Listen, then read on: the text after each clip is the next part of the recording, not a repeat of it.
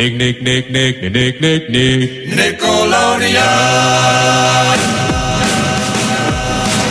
From Nickelodeon Studios in Burbank, California, this is the Nickelodeon Animation Podcast. Hey, I'm your host, Hector Navarro. Welcome to the podcast. We've had so many guests that have been hugely impactful to the history of Nickelodeon and Nicktoons, but my guest today is an Emmy-winning animator, writer, director, producer, and creator who's been hugely impactful to modern animation, period. She's worked on classic shows like The Powerpuff Girls, Foster's Home for Imaginary Friends, and developed My Little Pony, Friendship is Magic, a pop culture phenomenon, to say the least. So let's get right to it. Here's Lauren Faust.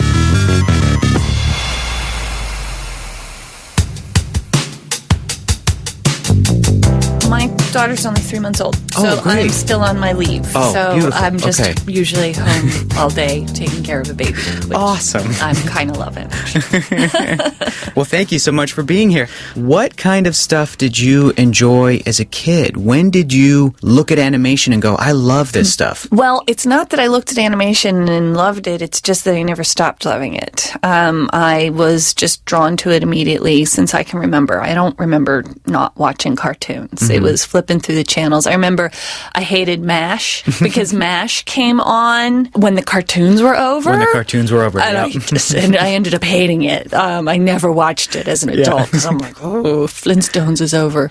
I remember I had to be a little closeted about it by the time I was in high school because I had a very, very young brother who was born when I was 10. So I would go like, I don't love DuckTales. I have a 5-year-old brother, so I have to watch it. But I think the stuff that stuck out to me was, the classics. Looney Tunes and Disney movies. Yeah. I mean, that sounds so typical, but that was what really resonated with me because they were just so beautifully produced, and Warner Brothers cartoons is just that excellent sense of humor. Early Hanna-Barbera, the Tom and Jerry cartoons, Flintstones, but like once they started, the production process got so fast and a little formulaic that like I sort of stepped away from Hanna-Barbera. I watched it, but I didn't love it. The stuff that really resonated was the Looney Tunes and Disney movies. So would you say that was kind of some of your creative influences coming up? Was there anything outside of animation that you were drawn to creatively? Actually, when I was young, books, I started eating up fantasy genre books real fast. The Chronicles of Narnia, changed my life. Awesome. And then when I got older, The Hobbit, and then I'd always be looking around for other fantasy stuff to get into. Comic books, superhero comic books. I was insane about X-Men. Yes. My favorite by far. I used to sneak into my older brother's bedroom. He was one of those comic collectors who put everything in the bag and everything. So I'd sneak into his room and be very careful about taking them out and putting them back in because I didn't want him to know that I was... In the right order. You got to put them in that right order. I did, and I found out later that my younger brother was doing the exact same thing. So those were all huge influences on me. And then by the time I was like 12 or 13, Monty Python, and I remember one of the big things that really changed my life was Coen Brothers' Raising Arizona. That somehow just smacked me in the face. I think I was 14 when I saw it, and it just opened up whole new worlds to me about what stories could be in filmmaking. Not that I was thinking of filmmaking, but just the tone of it and the style of it, just went where did this come from? This exists. Yeah. I need more of that.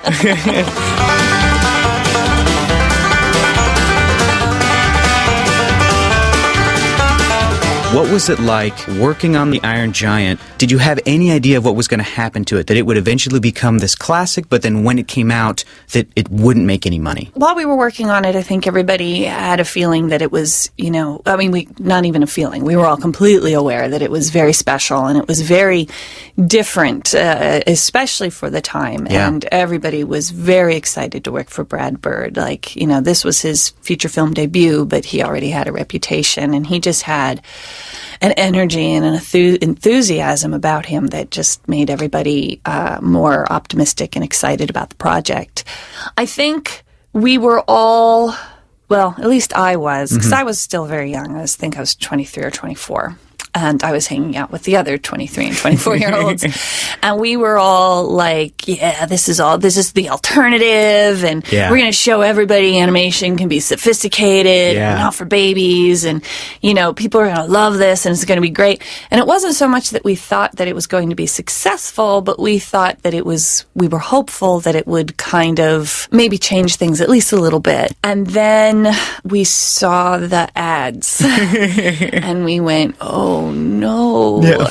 And because the exact same thing happened on Cats Don't Dance was, we had a lot of hope for that movie too, because at that time Cats Don't Dance was like, yeah, we're bringing cartoony back. Yes. And then we saw the ads. We're like, oh my God, they're making it look so stupid. And Iron Giant, it wasn't that they were making it stupid. They just made it look nothing special. Right. And I remember when I was a little kid and I would see ads for movies that were not Disney movies, and I would just go, boy, that looks lame. That looks lame. They're trying so hard to be a Disney movie, and they're going to totally fail. I was like, when I was like 10, I was like somehow a snob already. So we saw the ads for that. I remember there was one where they just had Rock Me Like a Hurricane over just some cuts, and we were like, that doesn't represent what the movie is at all, and that song is 10,000 years old, and but it wasn't old enough for the nostalgia factor. And it was like, what are they doing? And I think we had a pretty strong sense at that point that it might not do so well. I remember there was a time where everybody was just kind of holding on for dear life, going, they're talking about it on Ain't It Cool News. Maybe there's a chance. Maybe there's a chance.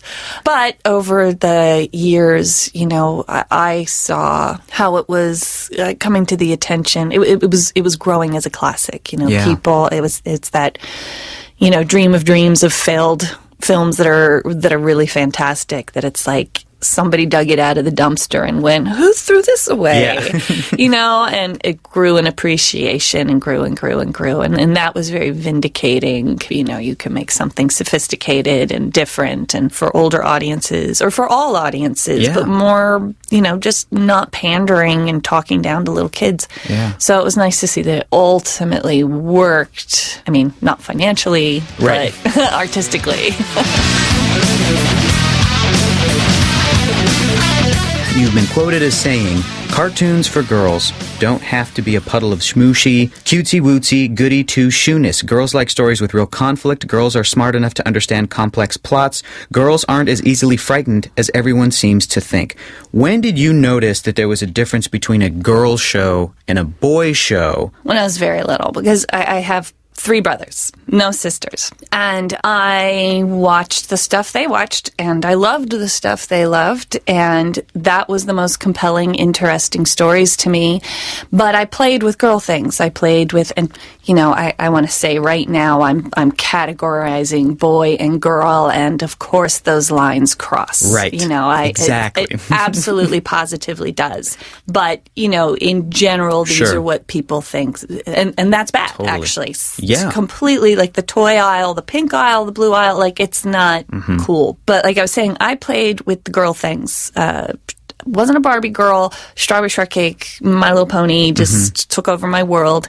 And then I would watch the shows and I would go, these are garbage. I was like 8. I was 8 and I hated them. And I was like, why can't My Little Pony be more like Transformers? Yeah. I mean, I don't mean like the fighting in the war, but at least, the ideas behind it. Yeah. It shouldn't just be about so-and-so got her feelings hurt and now we have to make her feel better, which is what I felt like Everything for Girls was, and in a lot of cases still is. Yeah.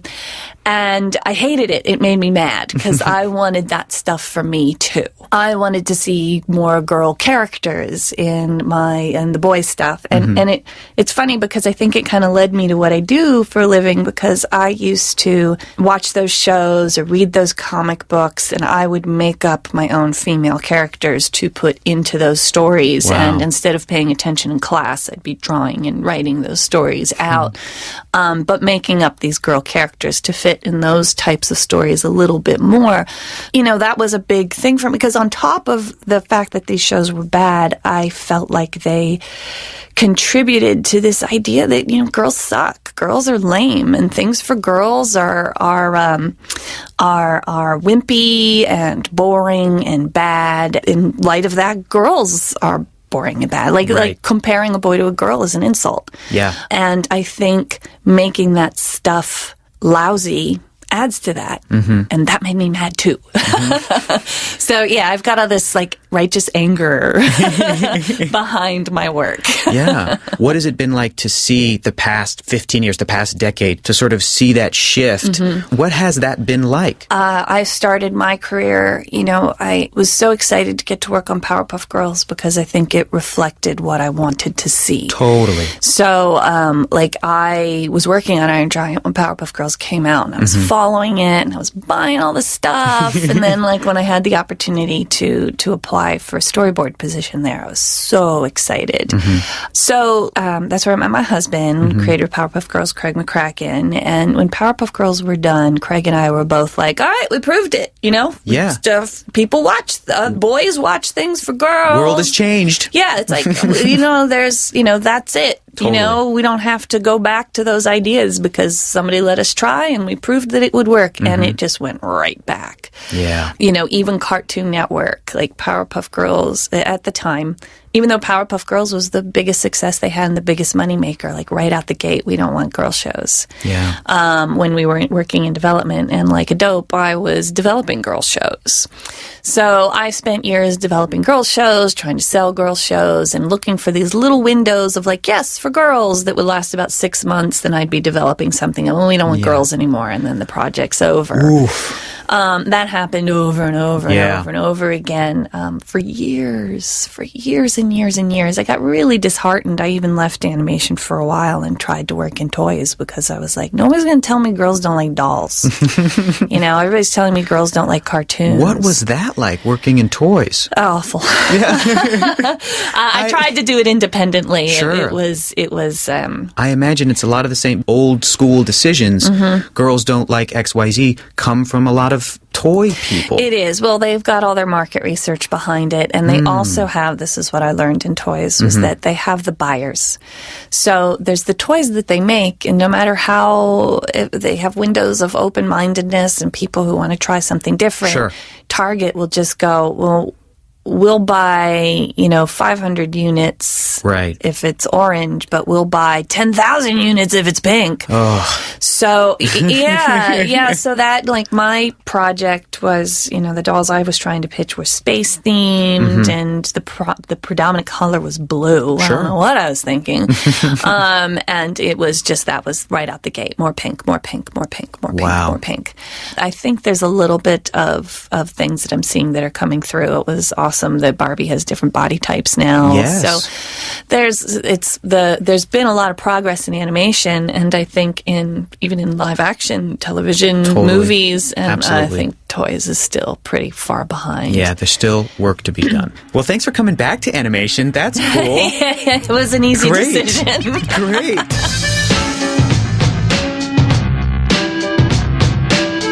Foster's Home for Imaginary Friends. This was a wonderful little show. What was your experience like working on that? You're smiling right now. Foster's was my favorite job. Yeah. It was my absolute favorite job I ever had. A lot of it was just the environment. It was the first project I worked on where I got in on the ground floor. Great. It was a big part of the development. My husband and I worked on it together, and we were in love. We were engaged, and and we had this wonderful crew, and just everybody was so excited to be working on the show. So it was just this beautiful environment, and we had a lot of support from the studio. Yeah. And from the network, because Craig had so much success with Powerpuff Girls. Totally. So I used to tell Craig all the time, if anybody pitched this but you, it would have gotten rejected. Yeah. The support and trust that we got from the studio and the network, because we really just got to, the creativity on that show just really got to bloom because we had the freedom to experiment. And Usually it works. Yeah. Sometimes it doesn't. But for them to just kind of step back and go, this is a little different than we're used to, but we think you guys can pull it off, and you get that chance. You also work a lot harder when you get that chance because you're excited about it, and you're also like, if I screw this up, they're never going to let me do it again, you know? And Frankie was based off of you as a human being, right? A little bit? She was loosely inspired by me. Okay, loosely inspired. Yeah. That's she awesome. Was That's so cool. What is that like? It makes her very easy to write. Okay, great. It's very, very easy to just write. Go, what would I? Okay, great. All right.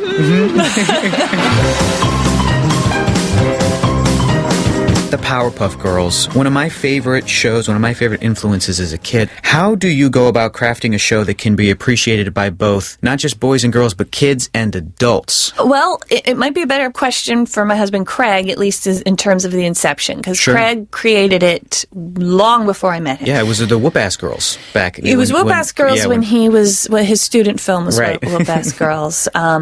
But, you know, Craig always says that they were kids first and girls second. And he never expected it to blow up the way it did. He kind of thought that it would be maybe, if he was lucky, it would be kind of a cult thing for stoners, maybe, you know? And that makes a lot of sense. Okay, yeah. great. So, and it was also for him, it was an homage to the 60s Batman show.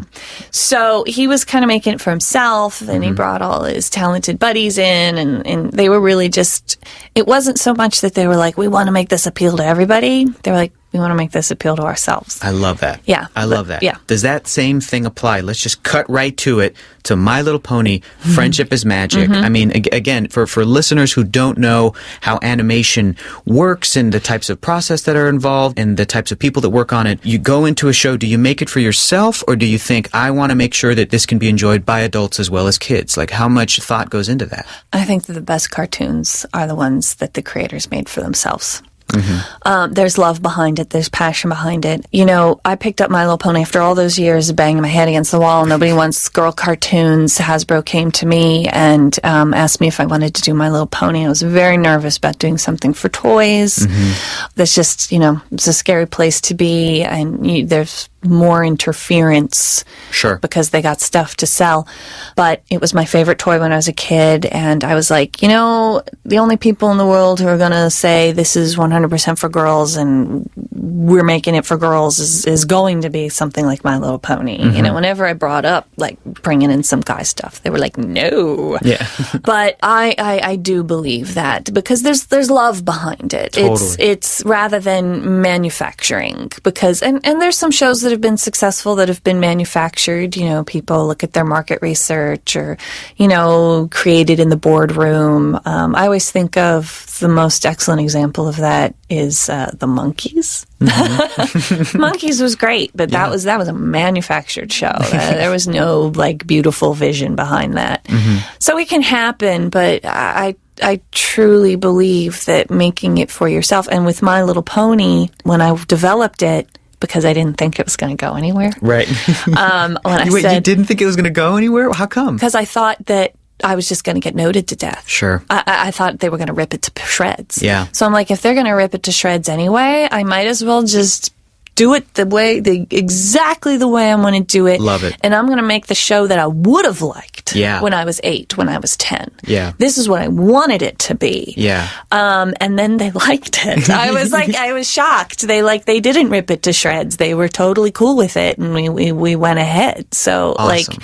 So that's, and I try to do that now with all the projects I'm on. I don't just like, hey, a job, awesome. I go like, what do you want me to do? Yeah. And what's it about? And are you going to let me do it, or are you going to give me a hard time, you know, before I even take the job? So it's like, because I think it makes the shows better, but it also, you know, it makes you happier when you're making it.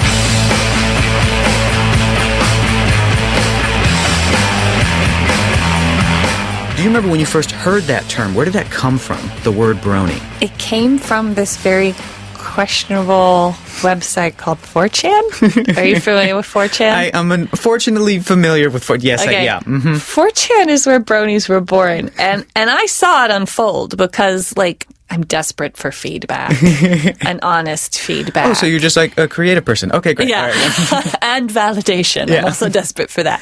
So after the first episodes came out, I was scouring the internet looking for stuff, and I saw like somebody put a YouTube, they put a whole episode up on YouTube, which is against the law, but they did anyway. And somebody said, like, people can't stop talking about this on 4chan. And I had never heard of 4chan before, and I went and I found it and I saw it unfold. I don't know when they started calling themselves bronies, but what I saw that was amazing to me is what it looked like to me was all these guys who are kind of, 4chan's kind of tends to be a negative place. And not completely, but it's a pretty negative place. Right. It can get real mean. And it seemed to me like all these guys were watching it because they wanted to hate it and they wanted to make fun of it. Yeah. And they wanted to just rip it to shreds. Yeah. And then they found themselves going, dudes, I kind of like it. I thought I was going to hate it. You're When right. I thought the first episode, I went, not bad. But then I wanted to see another one.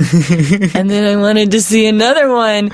And they kind of got excited. I think the fact that they expected to hate it and then they liked it made it blow up even more. It was more than just I was expecting to like it, and then I did like it. It just, they were so excited, I think, by that feeling. These are just my theories. I don't know. Maybe a brony. I think correct you me. might be spot on with that. I think they found each other, and other bros are going, bro, me too. I like it too. And that's It was like it started as a dirty little secret, and then they found each other, and they went, oh, we could be open about it. We could talk about Twilight Sparkle and Rainbow Dash and, not feel bad about it because I respect you and you like it too. Yeah. That is incredible. What an incredible compliment to hear that, to imagine that somebody may have really wanted to rip this thing apart and then ended up loving it. I mean, that right there speaks to the quality of the work, which is pretty awesome. Talk about validation. Yeah, right? From the people like, I'm going to hate this. I love it. It's my favorite. My Little Pony has incredible pop culture references, geek references especially. Was that something that was kind of planned from the beginning?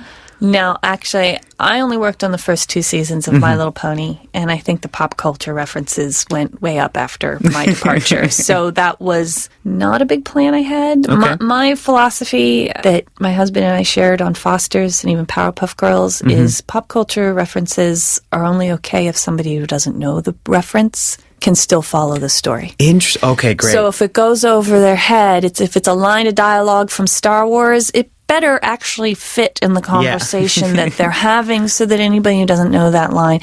And it's just, for us, it's just, it's not to undermine the story. I don't want the stories I tell to just be big in jokes. I love that philosophy. Is that something that you always sort of had earlier in your career with some of the stuff that you worked on and you went, I don't kind of like this sort of pop culture-y direction and I'd rather stick to, again, your early influences were things like Warner Brothers and Tom and Jerry, and those have pop culture references too, but they're not, they're things that I don't know who Clark Gable was, and yet I, can still follow the story and the humor. So. I didn't know who, then actually, you reminded me. That's one of my arguments for that approach is like, I didn't know who Peter Lorre was. Right. But when I watched those cartoons, I was like, oh, he's a creepy guy with big eyes. And he's creepy and weird and he talks really funny. I just thought he was a funny character. Right. So it worked. Right. It still worked and I still enjoyed the cartoon even though there was a huge pop culture reference in it.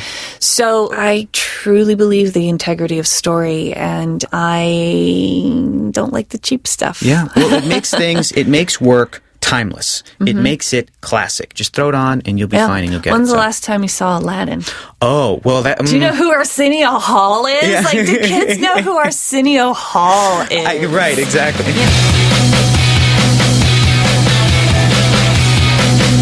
Music is an integral part of My Little Pony since the first season, and it is often through song that you see major growth and emotion in characters. What made that so important to the fabric of the show, the music aspect? Well, I think that was a big part of me growing up obsessed with Disney movies. Before I was even taught this in school, in college, I was very aware of the fact that the songs pushed the story forward, that they had to work with the plot. and that the songs usually signified a big shift. And when you watch the movies where the songs were just like, hey, we got this big pop star to write a song for us, let's just shove it in there somewhere, but they were more powerful when they indicated a shift. Absolutely. Or illustrated a character's feelings. Totally. That's huge for me. So Hasbro asked me to put music in it. And I was like, yeah! I've always wanted to do that. Awesome. So, when we were putting the first stories together and we were thinking about where we needed songs, that's exactly how I approached it. And that's how I had my writers approach it when we were working in the story room. Like, they want songs, where are we going to put them? Usually most episodes that did have songs had one. So we're like, what is the key emotional moment that we want to signify with this song? And then there were places like in this episode called Winter Wrap Up where I was like, we have to set up a very important part of how this world works. And it could be really boring if it's just a bunch of people talking about it. And it can take way too long if we try to unfold it because we only got 22 minutes. So we decided to do that in the form of a song. But it did also illustrate a key emotional moment for a character. It also it told us how the weather works in Equestria, that the ponies have to make the weather happen. But it also showed Twilight not knowing where her place was. Yeah. So that's and I still, hopefully I get to do something with music again. But for me, it's like songs indicate key emotional moments. Awesome. Well, if they're done right, so well done. Nicely done. Awesome. Are you a big gamer? Is this something that you were familiar with, this world? I am not a big gamer, which is really, I think a lot of people are surprised to hear that. You're very busy. You're obviously very busy. I can't say, what's funny is I can't say that I ever was a gamer. Video games stress me out. It's really weird. But I liked them, so I would watch my brothers play Street Fighter. Sure. And I'd watch my husband play Zelda. Yeah. Because I was actually really interested in them, but I didn't want to play them because I would get too wrapped up and my anxiety levels would go up really high. Yeah. So I'm familiar. Like, I didn't get into games until they started doing the social games. Like, I loved Animal Crossing. Yeah. And Harvest Moon. Those are great. Those are totally low stress. Yeah. But there's story behind it. Well, not really Animal Crossing. Yeah. You make your own story. But, so for me, and I've said this before, so I hope I'm not boring people, it was just that these guys were making, it was originally Fighting is Magic. Yeah. They were making a fighting game with the main characters from My Little Pony. And not only did it look great, what I loved about it, and I think this kind of goes back to some of the things I've been saying here today, those girls were fighting in character. Yeah. It is so easy and so cheap to give a pony a gun. Ha, ha, ha. Yeah. It's this sweet, adorable thing being violent. Right. That's such a one-note joke. Right. And way too easy. I was watching these characters fight, and the things that we were doing reflected who they were. That's incredible. And that's what I loved about it. So, I was watching them, I was following it, I wanted them to finish, and, right before they finished, they got, smacked with a cease and desist. Right, and I felt so bad for them. So originally I just offered, I was like, you guys made the game. Yeah. You just don't own the characters. So I'll give you some characters. And all I was going to do was some character designs for them and let them go with it. But the more I talked to them and the more we worked the thing out, the more excited I got about it and the more, it's kind of blown up into this bigger thing. And I'm actually currently kind of writing the storylines of the characters, and each of them kind of has their own journey. Yeah. So that you can follow each character up until they fight the boss at the end. Yeah. And I'm so excited because I'm giving them an emotional arc.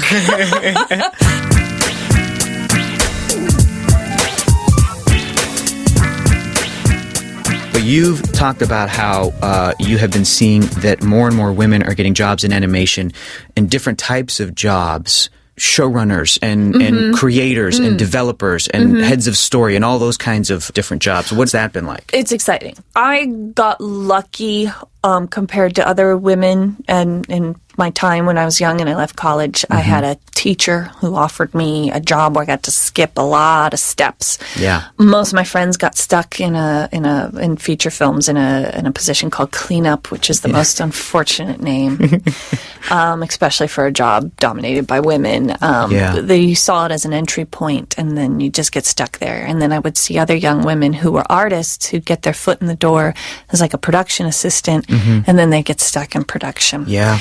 And part of that was because, maybe people weren't being aggressive enough about getting out of that. And I don't know if that's a self-esteem thing or a systematic, girl, you're a girl, you can't do it.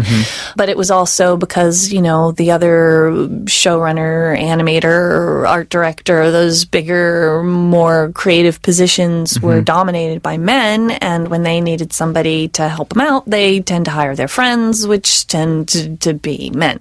Right. And it wasn't like a nepotism, like, he's my buddy. It was like, he's my friend. I'm very aware of his work and what he's capable of. I know him. And I know that he'll be good for this job. Right. Where they don't know what that poor cleanup artist on the third floor away from everybody else who can draw a really mean, clean line. They don't know what else she can do, so they don't go asking her.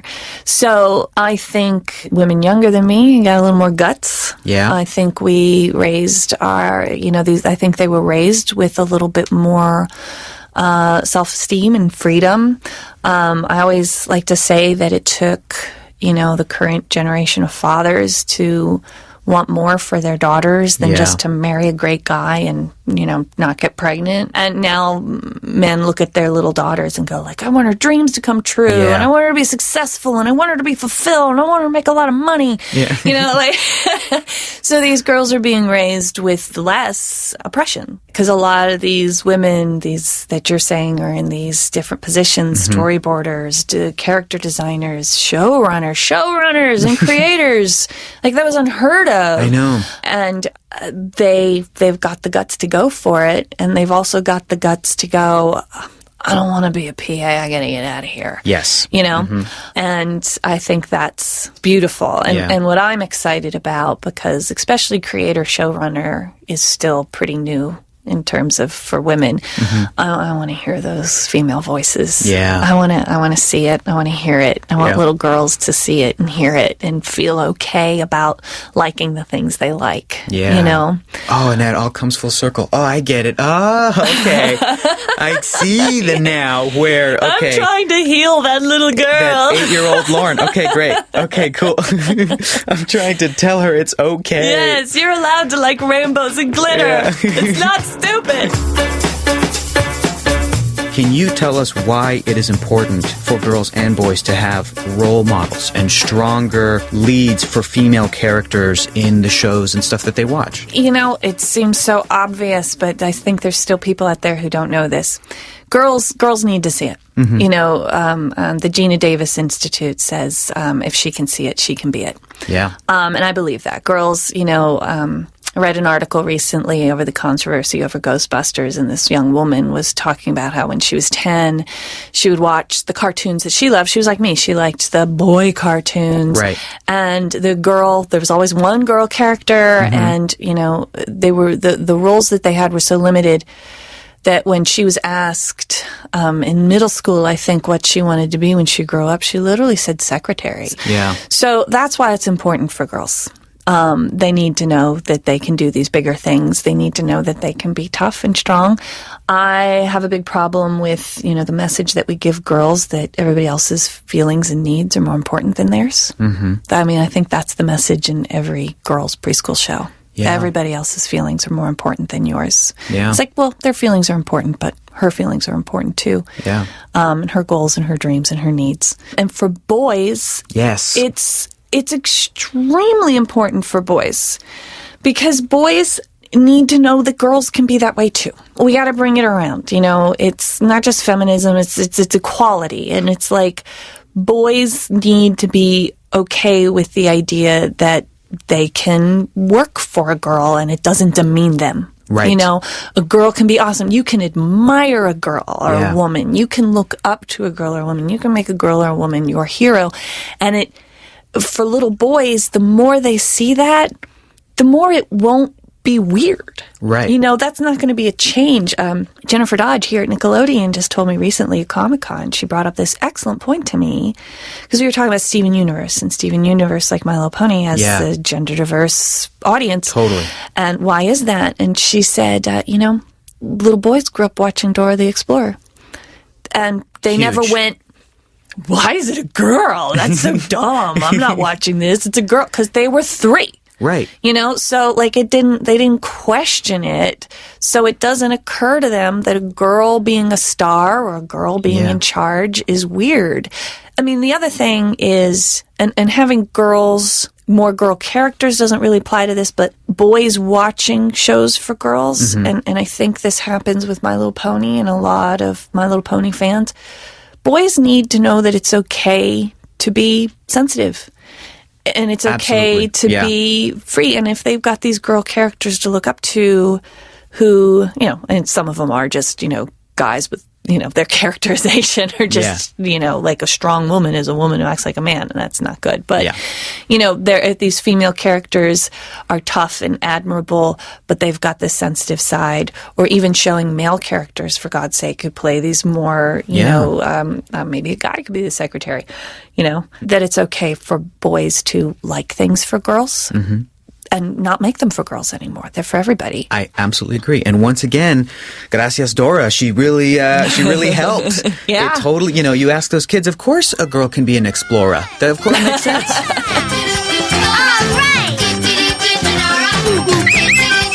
You mentioned that you would love to do more projects with music.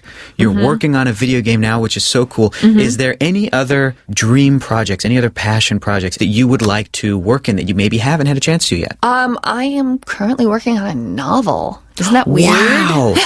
I don't know how that's going to turn out. Of course it's not weird. You're a storyteller. You're a writer. That's not weird, but that's awesome. Well, that was the bottom line for me, was I just, you know, I worked at, I was working on a feature film for about 1.5 years, and unfortunately just kind of fell apart. It went really well for a long time, but there was a change of leadership and you know, typical Hollywood story. But when I left that, I was kind of disappointed. 1.5 years of work, a story I was really invested in and excited about. And I just went, what's my bottom line? What is my bottom line? And I was like, I just want to tell a story on my own terms.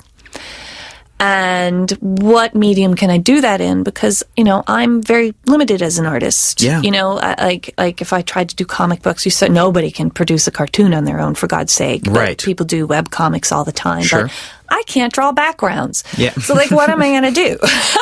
You know? So, and I just felt like this is a medium where I don't have to hold back because there's not a budget. Right. I can make the world as big as I want. I can make the emotional arc as not typical as I want. You know, I don't have to just say the same old, you know, this character has no self-esteem. By the end of the story, he's the hero. Like, I don't have to do that again, you know? Yeah. And I can make it as long as I want. I don't have to, you know, go, you got to cut out 15 minutes. Sure. What? Yeah. So I'm dabbling in that. We'll cool. see how that goes. So I think that might, you know, I have a big idea that I've had for over 15 years. Wow. So the story I'm writing now is kind of a one-shot. It's a middle grade story for like 10-year-olds, and it's kind of like my practice story. Okay, for now. Maybe I can do that big one later. You're going to blow it up. You're going to Tolkien it, right? You're going to do the huge, massive, epic, maybe. Series, maybe. I have to ask, can you tell us anything about it? Can you tell us anything, or is it too early? The little one that I'm writing now? Yeah. You know, I haven't talked about it a lot because I'm afraid if it doesn't work out, I'll look like an idiot. But it's a kind of the elevator pitch is it's the friendship between a 13-year-old witch and her cat. Oh. But her cat what it's supposed to do, it's supposed to reflect the, you know how when you're like 10 and your best friend is 10 and you go and you do 10-year-old things together? Yeah. By the time you're 13, one of you's still a little 10, one of you's a little more 15. Yeah. And what happens to your relationship when you're faced with that? So the cat isn't her pet the cat is her friend. Cat is her friend, yeah. So, and they're doing this in this big magical world of witches and warlocks and familiars, you know, animals. Yeah. And so that's what I'm exploring now. And that's a tricky subject. Yeah. Like, you go pitch that to a studio and they're all like, who? Right. Who can relate to that story? And I'm all like, maybe just a few people, but they'll really like it.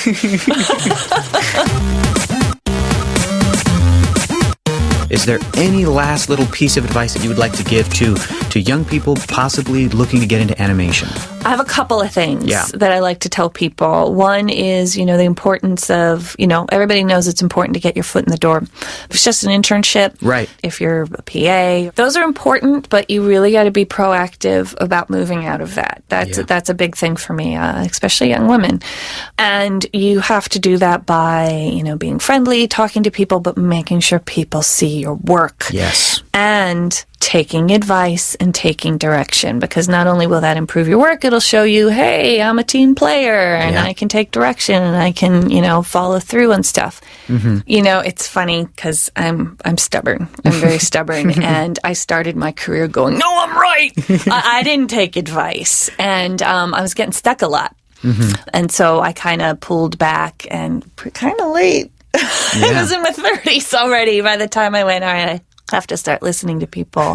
And then I actually felt like I listened to them too much. And some stuff sort of started going. I stopped trusting my instincts and I went, oh, okay, they have their job for a reason. Sure. And if they think this isn't going to work, I have to trust them. And then the stuff wouldn't work. And I went like, I've got to try to find that balance, which I still struggle with a lot.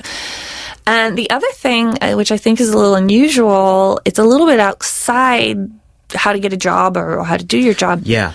This is a big thing for me, and I think this is a big reason that I've been successful. Live below your means. Great piece of advice. Don't live in the awesome apartment. Live in the crappy apartment. Don't buy the awesome car. Buy a crappy car.